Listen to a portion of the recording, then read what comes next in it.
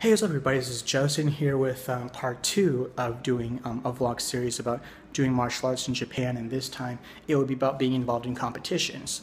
And I've only done two competitions here in Japan, and they were both grappling competitions. One was a gi competition, and one was a no-gi competition. And they were one was in 2006, and one was in 2011.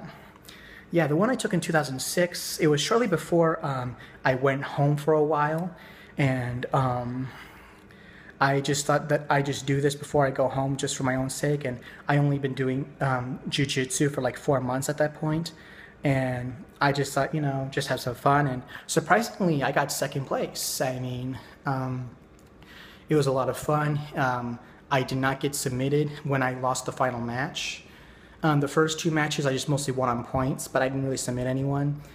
But yeah, what happened was that I was trying to pull guard, and I just kind of fucked up, and the guy passed me, and then I managed to get guard in the end. But I was kind of proud of that accomplishment. And the second time was back in 2011. It was actually at a beach in Ibaraki, and I was really out of shape at that time, and damn, it sucked. I got submitted like within a minute. It was a triangle. And that's what happened. I mean, you'd be surprised how fast you get submitted in high level competition, or when you roll the black belt. I mean, when I was doing martial arts back in Arizona Combat Sports, I had the chance to roll with Hermes Franca, a former UFC lightweight contender. He got me in a triangle just like that, like the moment the bell started. Man, it was really crazy. And then I left. Then I was busy with work and had to take some time off. And then when I came here, I resumed my training again. And it was really fun.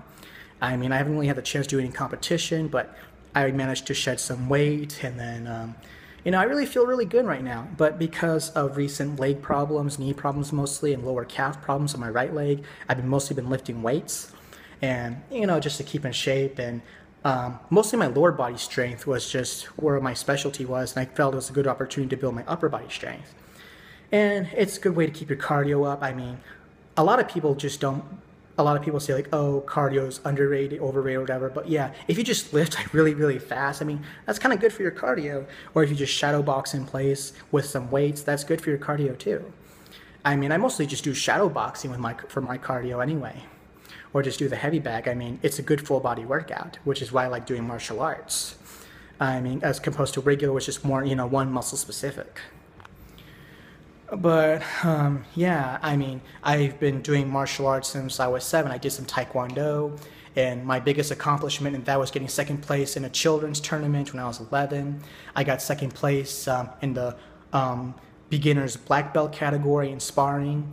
I mean, I actually trained pretty hard for that tournament. I mean, up until that point, starting when I was competing as a brown belt, I was, doing sparring competitions as black belts, and I was getting my ass kicked. I mean, I did feel bad, but at the same time, my dad would always tell me, like, these people are more experienced, and, they were black belts. But eventually, when I got to that point where I could compete with people of my own level, I mean, I felt more equal, I could train harder. And I managed to get second place in a very, very close sparring contest. Like the finals was against some kid at the time. We were actually pretty good buddies, and I kind of felt good if I had to lose to anyone, it had to be to him. I mean, the finals could have been me and my brother, and it was a really good point competition tournament. And even though eventually I learned that it really had no practicality in a real fight or any other competition like kickboxing maybe, I still had fun doing Taekwondo for the time. And I mean, I still think Taekwondo is a very good workout, but at some point I kind of want to learn martial arts in a real life confrontation, and or any other competition similar to MMA. So I felt that the chapter in my life had to close. And then eventually in 8th grade, I did some wrestling, and like, man, my upper body strength is shit. And I was completely shit at amateur wrestling. But then as I went into jiu-jitsu, this one guy who was a wrestler taught me about leg riding, and jiu-jitsu kind of also emphasized on lower body strength, and I was really comfortable on my back. So I really liked what jiu-jitsu did for me in terms of grappling. And I really, the guard position came natural to me, half guard or rubber guard, and it was a really good position for me, even though it kind of looks gay to, the untrained mind. But it's a really effective position. And if you look at people like, Nogueira during his days in Pride, or, what was his name? Aoki Shinya, those guys have some really good guards, and so does Frank Mir to some extent. And Fedor showed a really great guard against people like Mark Coleman in his second fight, and against that giant Korean guy. That shows that, positions like that, it just shows that grappling, to some extent, is very effective martial art for even a smaller guy against a big guy, despite on paper or on the surface level or to the surface eye level, you need some strength for certain kinds of grappling, and, Fedor kind of proves that. And when Royce Gracie, he's beating people just with grappling and no strength, using little to no strength, and just all technique, he was beating guys just bigger than him. So yeah, like Brazilian Jiu-Jitsu and certain kinds of grappling, it really takes little to no strength to use. It's just all technique, which is what I like about it. And, even with just some other martial arts like boxing, kickboxing, that can take technique too.